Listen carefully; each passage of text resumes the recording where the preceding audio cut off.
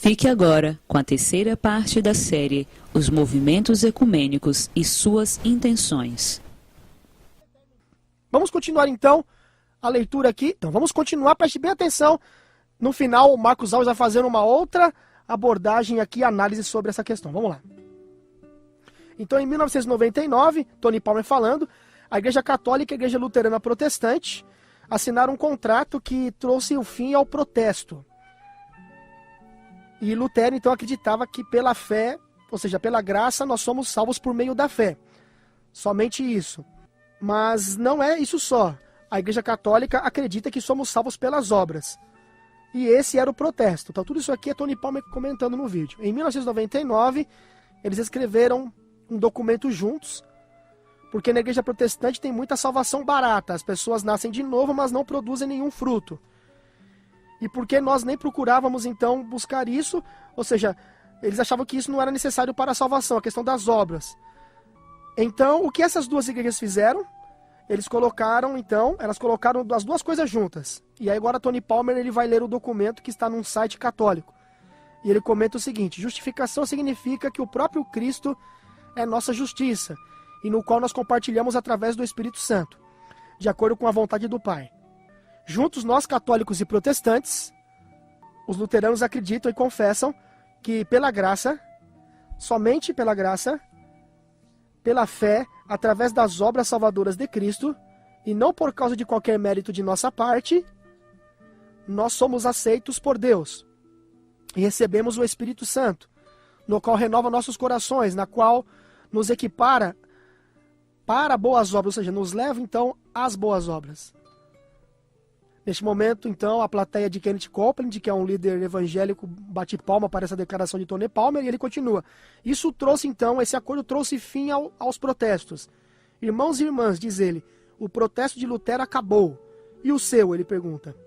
Isto foi assinado em 1999, diz ele, pela Igreja Luterana, pela Federação Mundial. 5 anos mais tarde foi assinada pela Igreja Metodista Mundial, esse mesmo contrato, mas ainda hoje nós não temos nenhum evangélico protestante que se levante e assine esse contrato, concordando com nossos irmãos e irmãs que nós somos salvos pela graça, por meio da fé, para boas obras. E eu acredito que isso seja algo que precisa ser consertado. Aí está um desafio para vocês, diz ele no vídeo. O protesto acabou faz 15 anos, ele diz novamente.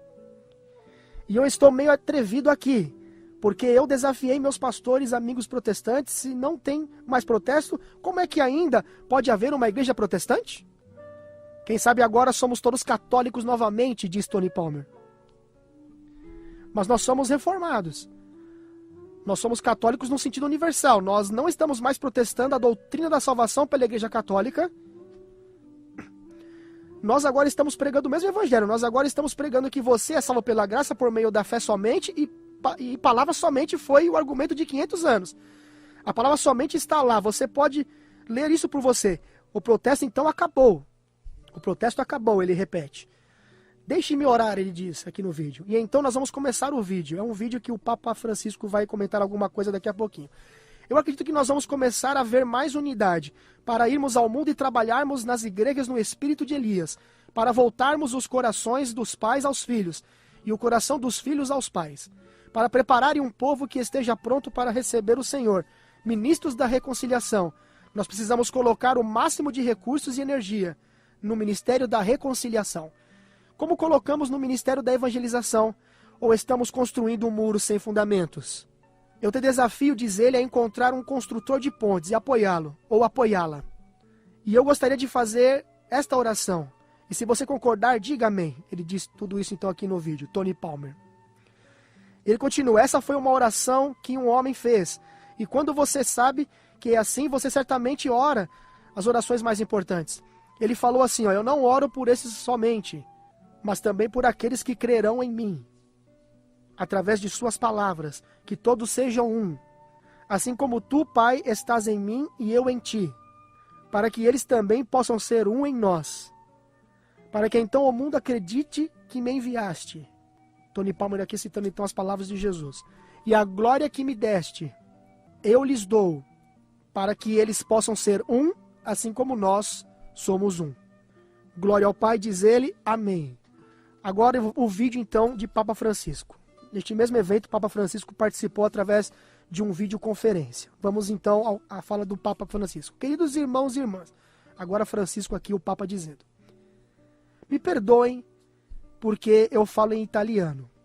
Eu não vou falar em inglês, mas diz o Papa Francisco, eu não vou falar nem em italiano e nem em inglês, na verdade, mas falarei do coração. É uma língua mais simples e mais autêntica. E essa língua do coração tem uma linguagem, uma gramática especial, uma gramática simples. 2 regras, diz Papa Francisco: ame a Deus acima de todas as coisas e ame aos outros porque são seus irmãos e irmãs. Com essas 2 regras poderemos ir em frente, diz ele. Eu estou aqui com meu irmão Tony Palmer, meu irmão e bispo Tony Palmer. Tony Palmer estava, na verdade, ali gravando esse vídeo para passar na conferência depois. Nós somos amigos por anos. Ele me disse sobre sua conferência, seu encontro, e é meu prazer saudá-los. Continuando então aqui a tradução. Ele continua: uma saudação alegre e nostálgica. Preste atenção nas entrelinhas do que o Papa Francisco vai dizer aqui. Contente porque me traz alegria ver que vocês se reúnem para juntos adorar Jesus Cristo, o único Senhor, e para orar ao Pai e receber o Espírito. Isto me traz alegria, porque nós podemos ver que Deus está trabalhando pelo mundo todo. E nostálgico, me sinto nostálgico também, por outro lado, porque isso acontece como em nossos subúrbios. Nos subúrbios, há famílias que se amam e famílias que não se amam. Famílias que se reúnem e famílias que se separam.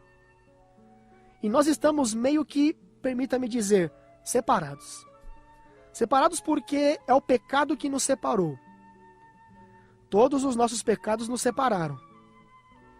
O mal entendido ao longo da história entre nós, diz o Papa Francisco, tem sido uma longa estrada de pecados que todos nós compartilhamos.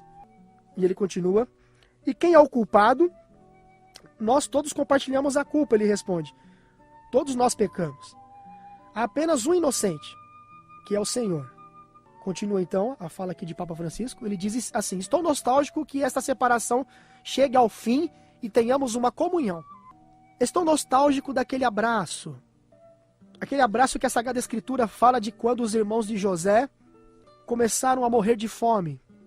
E eles foram então para o Egito para comprar. Eles foram então para o Egito comprar, porque eles precisavam comer, precisavam de alimento. Eles foram então para comprar. Eles tinham dinheiro. Dinheiro eles tinham, mas eles não podiam comer o dinheiro. Mas lá encontraram algo mais do que o alimento. Eles encontraram então seu irmão José. Todos nós temos dinheiro, o dinheiro da nossa cultura, o dinheiro de nossa história, e tanta riqueza cultural e religiosa, de diferentes tradições inclusive. Mas nós temos que nos encontrar como irmãos, diz o Papa Francisco. Temos que chorar juntos como chorou José. Estas lágrimas irão nos unir, lágrimas de amor irão nos unir. E eu falo a vocês como irmão, diz ele. E ele continua dizendo: falo a vocês de uma forma simples. Falo com alegria e com nostalgia. Deixemos que nossa nostalgia cresça, porque isso irá impulsionar-nos para encontrar um ao outro, para abraçar um ao outro, e juntos para adorarmos a Jesus Cristo como o único Senhor da história. Agradeço-lhe profundamente por vocês me ouvirem. E agradeço-lhe profundamente por me permitir falar a linguagem do coração. Continuando aqui a fala do Papa Francisco, já quase terminando, ele continua dizendo o seguinte: e peço um favor, por favor, orem por mim, porque eu preciso de suas orações, ele diz. E vou orar por vocês também, e vou fazer isso, mas eu preciso de suas orações, ele repete aqui.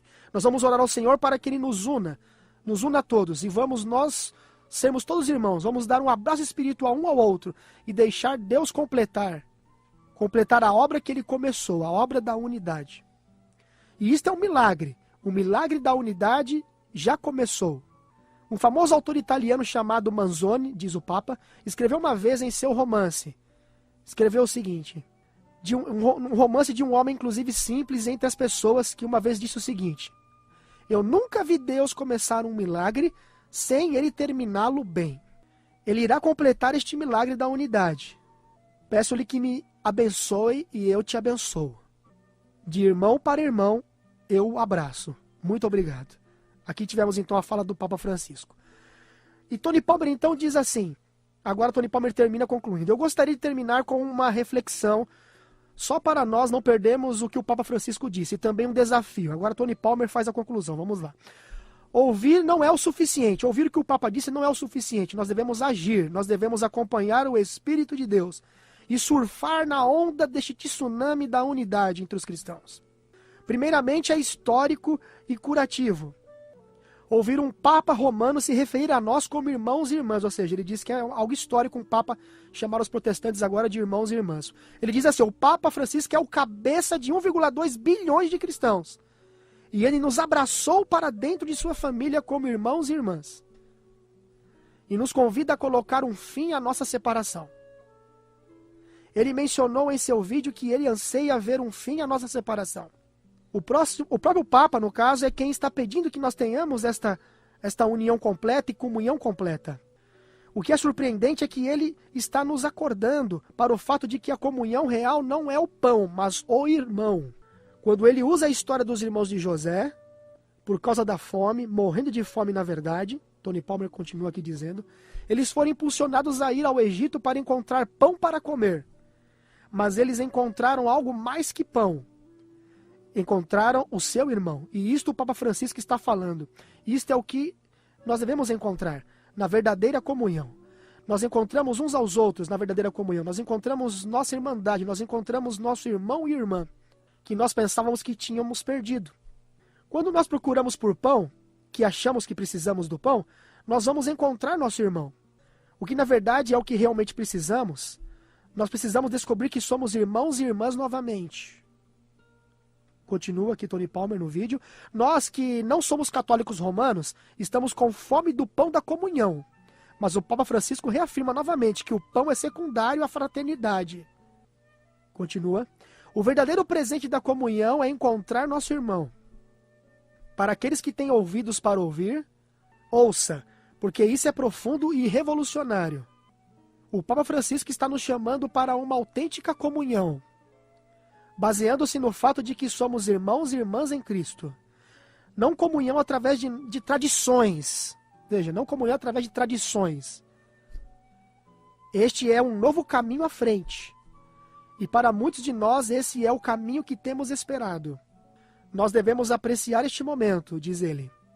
Portanto, eu gostaria de desafiar líderes, Tony Palmer então agora faz um desafio, de todas as denominações que não são católicas. Falo para todos nós, todas as reformadas e evangélicas, todos os líderes religiosos de todas as igrejas que ainda não assinaram a declaração conjunta sobre a doutrina da justificação, onde pôs fim ao protesto entre luteranos e católicos em 1999. Ele faz um apelo então a todos esses para um primeiro passo para lidar contra o racismo espiritual e abolir este racismo no caso da separação. Nós não precisamos continuar no pecado de nossos pais. Se quisermos, nós podemos parar em qualquer momento com os protestos e voltarmos a nos unir. Eu estou pedindo e desafio pelo Espírito de Deus que nós, como não católicos romanos, nós paremos de continuar neste pecado da separação, que tem sido perpetuado através da história da igreja. Nós somos uma nova geração, diz ele. Vamos tomar uma nova posição, ele diz. Eu desafio todos os líderes da igreja, mais uma vez aqui ele desafia, a se juntar à Federação Mundial Luterana e à Igreja Metodista Mundial em concordar e aceitar que o protesto acabou. Você está disposto a concordar que a humanidade é salva pela graça através da fé somente, para boas obras e não pelas obras? Este foi o acordo que foi assinado em 1999 e pôs fim entre o protesto de luteranos e católicos, ou seja, de luteranos contra católicos no caso. Este é um novo dia para nós. Como nós podemos continuar vivendo como protestantes numa era pós-protestante? Nós estamos fora de sintonia se continuarmos assim. Fora da sintonia de uma nova realidade que está começando. Vamos acordar e nos unir, ele diz, para que o mundo possa acreditar que Deus enviou seu Filho ao mundo e que ele nos amou, e que nos amou tanto como ama seu próprio Filho. A nossa unidade é a base para a nossa credibilidade perante o mundo. E a nossa separação, nossa divisão, é a base para que eles não acreditem em nós. Diversidade é divina, ele diz. Mas a divisão é diabólica. E ele termina dizendo o seguinte: o Papa Francisco me falou pessoalmente que nós somos livres para permitir que esta mensagem que você está ouvindo agora, através deste vídeo, deste áudio, vá para todo mundo e para qualquer mídia. Nós perguntamos a ele pessoalmente se poderíamos fazer isso, e ele concordou que sim. Ele disse que isso poderia ser feito. E vamos começar então com uma epidemia de amor e unidade entre os cristãos de todas as igrejas e denominações. No nome de Jesus, vá e infeccione o mundo com essa mensagem de unidade. Que a paz e a bondade de Deus, o Pai, a alegria de Deus, o Filho, e o poder de Deus, o Espírito, sigam você em sua peregrinação. Eu sou Tony Palmer, seu irmão em Cristo. Deus te abençoe. Boa tarde, Marcos Alves, que Deus te abençoe. Amém. Qual a análise, então, que a gente pode ter aí desse material, os momentos que se seguem agora, é com você. Sem sombra de dúvida que Tony Palmer foi um dos maiores arautos e promotores do ecumenismo que o papado já teve. Digo que foi porque no último dia 20/7 deste ano, em Londres, domingo passado, após sofrer um acidente em sua motocicleta e passar por 10 horas de cirurgia, Tony Palmer não resistiu e veio a falecer. Com certeza essa foi uma grande perda para o romanismo católico, pois ele dispunha de uma vantagem.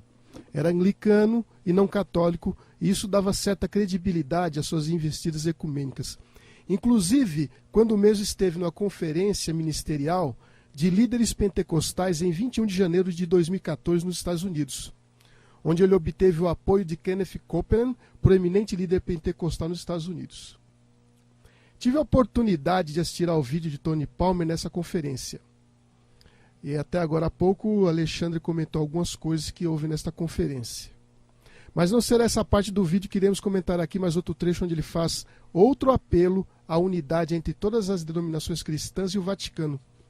Houve algumas afirmações que ele faz aqui. Comecemos então. Ele afirma que, primeiro, algo histórico está acontecendo entre nós e nós precisamos estar a par do que está acontecendo. Isso é fala dele. Em nossa geração, algo pelo qual Jesus orou, que é a união de todos os cristãos, não pelas doutrinas e tradições de homens. Este é um movimento espiritual, um ecumenismo espiritual. E então ele cita Efésios capítulo 4, do versículo 3 até o versículo 6.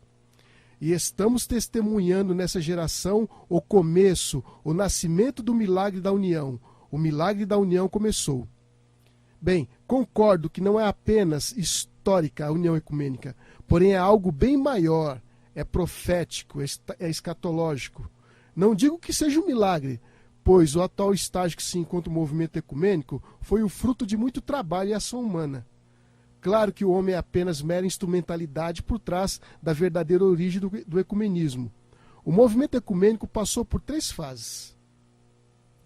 A primeira fase preliminar foi desde meados do século XIX até a época da Primeira Guerra Mundial. A segunda fase é caracterizada pelas primeiras conferências ecumênicas. E a terceira e última fase começa com a fundação mundial das igrejas. Tony Palmer era anglicano e em 1867 a sua denominação fez surgir a Conferência de Lambeth, isto é, Conferência dos Bispos Anglicanos do mundo inteiro. Obviamente que era uma conferência ecumênica. Passaram a se reunir a cada 10 anos aproximadamente no Palácio de Lambeth, residência oficial do arcebispo de Cantuária. Diante disto, a união ecumênica não é um milagre. Agora, o que dizer que Jesus orou pela união ecumênica, conforme temos em João capítulo 17, é ir além daquilo que o texto bíblico revela. Quem estava ali na ocasião em que Jesus disse essas palavras? Estavam com ele os discípulos e ninguém mais estava ali. Ali não estavam os fariseus, ou os saduceus, ou algo que sugerisse uma união ecumênica. Jesus orou sim pela união de seus discípulos. Ele orou pela unidade da sua igreja. Igreja essa com uma doutrina apenas. Todos concordes. Como é possível se desejar uma união de igrejas a nível mundial sem que se abra mão de crenças? Isso só é possível se houver abandono de crenças e uma nova interpretação da doutrina. Ou, se a aproximação correta somente naquilo em que houver concordância. Então essas pessoas querem se unir estando com pontos de doutrina divergentes. E repito, só é possível essa aproximação dela acontecer somente naquilo em que houver concordância, pontos de doutrina que são semelhantes. O próprio Palmer menciona não as doutrinas e tradições que vêm a depor contra a união ecumênica. Não acredito que é assim que se resolvam as coisas. Um simples fechar de olhos não dará soluções sem impasse.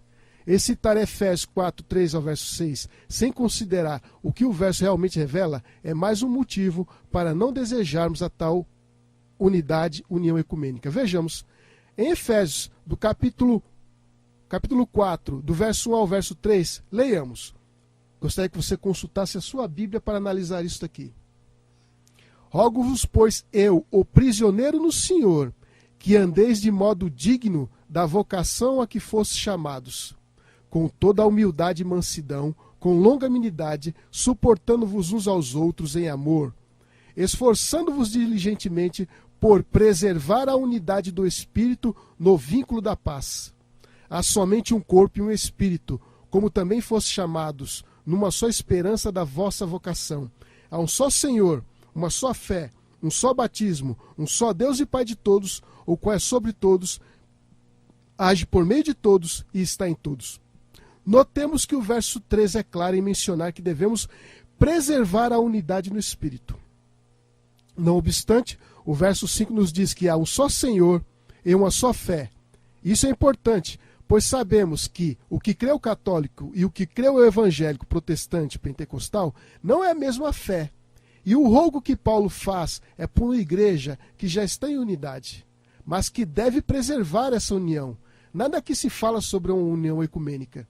Ele, Tony Palmer, também fala de um ecumenismo espiritual, um movimento espiritual. Essa movimentação toda tem uma contraparte bíblica que encontramos em Apocalipse 16. E de antemão posso dizer que não é nada de bom essa união descrita ali. Vejamos os versos 13 e 14 de Apocalipse 16. Lá diz: então vi sair da boca do dragão, notemos, da boca da besta e da boca do falso profeta, 3 espíritos imundos semelhantes a rãs. Porque eles são espíritos de demônios, operadores de sinais, e se dirigem aos reis do mundo inteiro com o fim de ajuntá-los para a peleja do grande dia do Deus Todo-Poderoso. Podemos observar que no verso 14 nos é dito que os 3 espíritos imundos vêm para juntar os reis do mundo. O verbo juntar, ou ajuntar aqui, vem do termo grego sínago, que significa também reunir, que vem da palavra o quê? União. Esses espíritos que saem das bocas da besta, falso profeta e do dragão, operam milagres. Vemos que esses espíritos que saem de entidades diferentes e têm apenas o objetivo, que é o quê? Eles são unidos em sua atividade. São distintos, mas operam como uma unidade. Eles têm o poder de realizarem falsos milagres, pois deles saem espíritos, operadores de sinais, ou seja, operadores de milagres. Esses milagres são realizados o quê? Para dar legitimidade ao engano. E os poderes políticos do mundo serão seduzidos por esses falsos milagres e também serão compelidos a lutar contra Deus. Essa descrição bíblica é apenas um exemplo de que a união religiosa, sem o querer fazer a vontade completa de Deus, tem origem maligna. Notemos, união religiosa, sem querer fazer a vontade completa de Deus, tem origem maligna. Gostaria de concluir esse tópico revelando que o movimento ecumênico, a união das igrejas, não é nenhuma surpresa para nós. Para nós quem? Do Ministério da Verdade para o Tempo do Fim e demais irmãos de nossa grei. Gostaria de ler para você de um de nossos periódicos que tem por nome Review and Herald, de 1º de julho de 1886. Eu gostaria que você prestasse atenção no que eu vou ler para você e depois em um outro documento que venha comprovar algo que é um fato que já sabemos desde o século XIX. Notemos este trecho da Review and Herald de 1º de julho de 1886. Lá diz: não conseguimos ver como a Igreja Romana poderá desembaraçar-se da acusação de idolatria. E esta é a religião que os protestantes estão começando a encarar com tanto agrado e que finalmente se unirá com o protestantismo. Essa união não será, porém, efetuada por uma mudança no catolicismo, pois Roma não muda. Ela declara possuir infalibilidade. É o protestantismo que mudará. A adoção de ideias liberais de sua parte, ou seja, do protestantismo, o conduzirá ao ponto em que possa apertar a mão do catolicismo. O pretenso, isso aqui já é outra citação de 1895, o pretenso mundo protestante formará uma confederação com o homem do pecado, e a igreja e o mundo estarão em corrupta harmonia. Isto, quando foi dito, foi escrito naquele período, foi considerado com escárnio. Por quê? Porque o protestantismo jamais poderia admitir uma união com o quê? Com o catolicismo romano. Porém, do livro O Conselho Mundial de Igrejas, escrito por Manfred Krieger, da editora Sinodal, que é uma editora luterana, lá diz o seguinte, na página 38 e 39. É um conselho ecumênico esse aí? Exatamente, o Concílio Mundial de Igrejas, o CMI. Ele é ecumênico. Ecumênico. Tá. Lá diz, a Igreja Romana se negou originalmente a participar do movimento ecumênico. Notemos, eles foram convidados e se negaram a participar. Quem procurou eles? Os protestantes procuraram eles. E foi exatamente isso que nós havíamos dito já em 1886. Que o protestantismo ia procurar dar a mão da comunhão para o romanismo católico. E esse documento vem comprovar que foi isso que aconteceu. A Igreja Católica Romana se negou originalmente a participar do movimento ecumênico, não por desinteresse na causa da unidade dos cristãos, mas porque, segundo sua convicção de então, não havia outro caminho para a verdadeira união da cristandade, senão o retorno para a Igreja de Roma. Notemos, mesmo que este concílio não tenha levado a Igreja Católica Romana a abdicar de sua autoconceituação de igreja, após esse momento, houve um outro momento e a Igreja Católica ainda se mantém em pé. Por quê? Porque Roma não muda, o protestantismo é que mudou. Nós dizemos no passado, o protestantismo mudará, e hoje nós vemos a confirmação disso, que o protestantismo mudou, mas o romanismo permanece da mesma forma. Concluindo esse documento, tem alguns trechos que eu poderia estar considerando nisto, mas vejamos. Aqui diz o seguinte, embora seja prematuro alimentar quaisquer esperanças precipitadas em relação à unidade plena e concreta com a Igreja de Roma, devido à persistência de divergências profundas em questões de fé. Roma não muda. Hoje nós estamos vendo que o protestantismo mudou, está procurando fazer união com quem? Com o homem do pecado. Agora o detalhe, queridos. Eu tenho aqui um material chamado Breve História da Escatologia Cristã, publicada pela Juerp, uma antiga editora batista. Harold Shelley, ele, neste livro, na página 37, ele fala assim, a escatologia da reforma está convencida que o anticristo já havia surgido no papado e o diabo fora solto. Irmãos, agora chega, depois de 30 anos de diálogo, o luteranismo trai a reforma e vamos deixar-nos levar por alguém que diz que não existe protesto assim. Pode haver o que? A questão de não querer mais protestar, mas o protesto ainda existe. Na essência ele existe. Ele existe. 95 teses, apenas foi assinado um acordo sobre a questão de justificação pela fé, mas foi também misturado com esse acordo a salvação pelas obras. Alexandre acabou de mencionar a vocês o quê? Aceita a justificação pela fé para que seja manifestada para boas obras. Não existe isto. Voltando a essa questão, Palmer diz, a cruz une, o racismo espiritual divide. Divide aquilo que o seu corpo lacerado na cruz uniu. Não podeis deixar que doutrinas ou tradições nos dividam. Isso é que ele diz. Nada existe que seja maior que a cruz de Cristo. Quando proibimos a união dos cristãos, não estamos rejeitando o trabalho da cruz. Nós estamos rejeitando o trabalho da cruz. União na uniformidade, o Papa pede não união na uniformidade, mas uma união de diversidades. Nesse trecho do vídeo ele apela para a questão racial. fazendo um link entre o apartheid e a sua abolição e os sentimentos racistas que ainda habitavam no coração da minoria branca na África do Sul naquele período. Claro que é a cruz de Cristo que nos une, mas une a quê?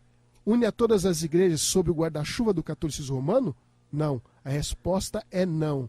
Essa união é que devemos estar sempre unidos, sempre ligados a Cristo, assim como os ramos são unidos, ligados à videira espiritual que é o Senhor Jesus. E não é uma união com o bispo de Roma. Isso seria como que aceitar a adoração e veneração de imagens e santos, aceitar o sacrifício da missa, aceitar a mediação dos santos e tudo mais que o romanismo católico ensina e que não tem base nas escrituras e jamais eles vão mudar. E há um detalhe importante. A Bíblia é que nos proíbe de ter qualquer relacionamento com aquilo que é enganoso.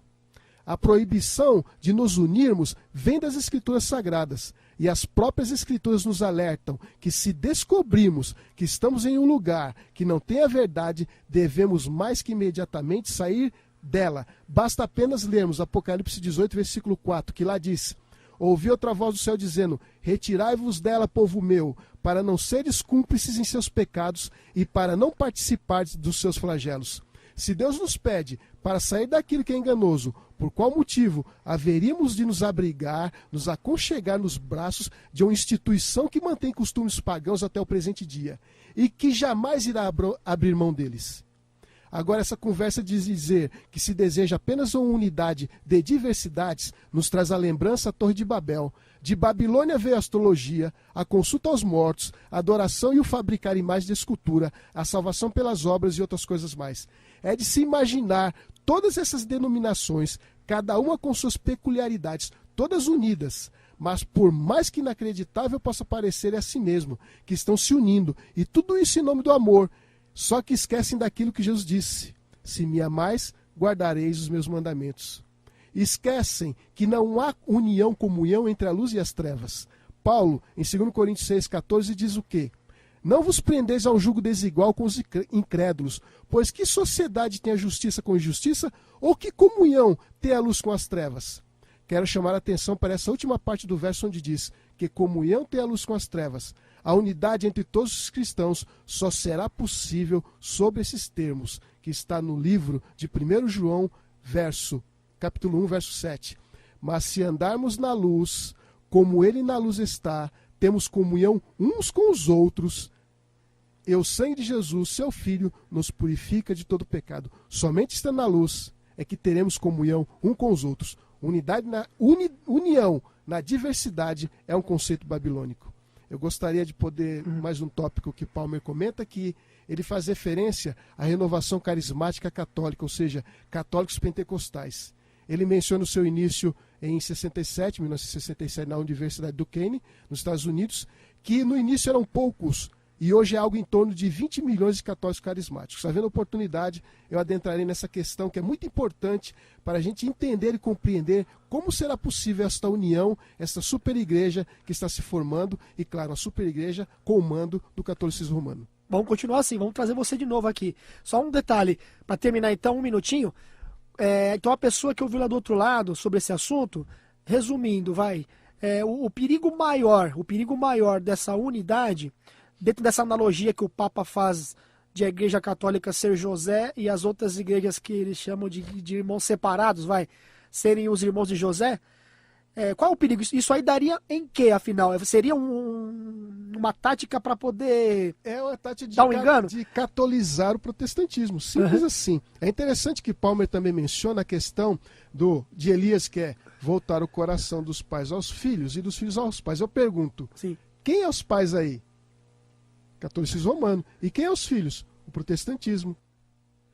Então é nessa que vai se cumprir a profecia da besta de Apocalipse 13, verso 3, onde a chaga mortal que ela recebe vai ser curada. Sim, a supremacia que ela perdeu no velho mundo, ela ganha no país que representa o protestantismo, Estados Unidos, e aí será muito fácil o cumprimento da profecia que diz, já sabemos que essas coisas acontecerem vai ser em rápida sucessão. Aí vem a marca da besta. Exatamente. E a nova ordem mundial. É isso que as pessoas não estão enxergando. E aliás, nós já vivemos a nova ordem mundial. As coisas não vão acontecer como foram de repente. É tudo um processo. alerta. O Espírito diz para nós estarmos atentos a essas coisas. Não fique atento a eles quem está distraído. Vamos falar mais sobre isso depois, você vai voltar. Vamos orar. Pai bondoso e eterno Deus que estás nos céus. Agradecemos a Ti por esta 1 hora que passamos juntos, mas aprendemos muita coisa com certeza e vamos continuar, ó Pai, alertando as pessoas. Como diz o nome deste programa, que surgiu no seu coração, a verdade para o tempo do fim, pois são assuntos de suma importância. Pois Satanás, através de suas entidades, quer preparar o mundo para que ele domine este mundo, fazendo com que as pessoas recebam uma outra pessoa no lugar do Cristo verdadeiro, aquele que participou com o Pai da criação dos céus e da terra e de nós seres humanos. E isso não pode acontecer. Portanto, ó Pai, dai-nos intrepidez, continue nos dando coragem e ânimo e a unção do Espírito Santo para continuar advertindo as pessoas através da sintonia desta rádio, da Rádio Musical FM, ó Pai. Que as pessoas possam entender este assunto não levando para o lado pessoal, até porque é profético. A tua palavra fala de poderes, especialmente do poder das 2 bestas ali de Apocalipse, aquela que sobe do mar e aquela que sobe da terra. E, infelizmente, ó Pai, as igrejas não têm estudado este assunto. E quando estudam, ainda que na sua sinceridade, acabam interpretando erroneamente as coisas que estão ali profetizadas e torcendo de maneira que o foco está sendo tirado deste poder que quer unir as igrejas para o golpe final e o engano, preparando-as para a marca da besta. Portanto, nos ajude a alertar as pessoas desse assunto. Nos guarde de todo o mal. Entregamos em tuas mãos todos os pedidos de oração para que tu venha responder a cada um que tem algum pedido especial. Aonde quer que estejam agora, estão precisando de alguma resposta tua, de um milagre. Porém, a tua vontade é sempre o melhor. Portanto, nós pedimos tudo isso segundo a tua vontade e o teu querer. Que o Senhor venha acolher a todas as pessoas, aonde quer que elas estejam, em toda a parte deste Brasil e do mundo. Nós pedimos todas essas bênçãos e agradecemos em nome de Jesus. Amém.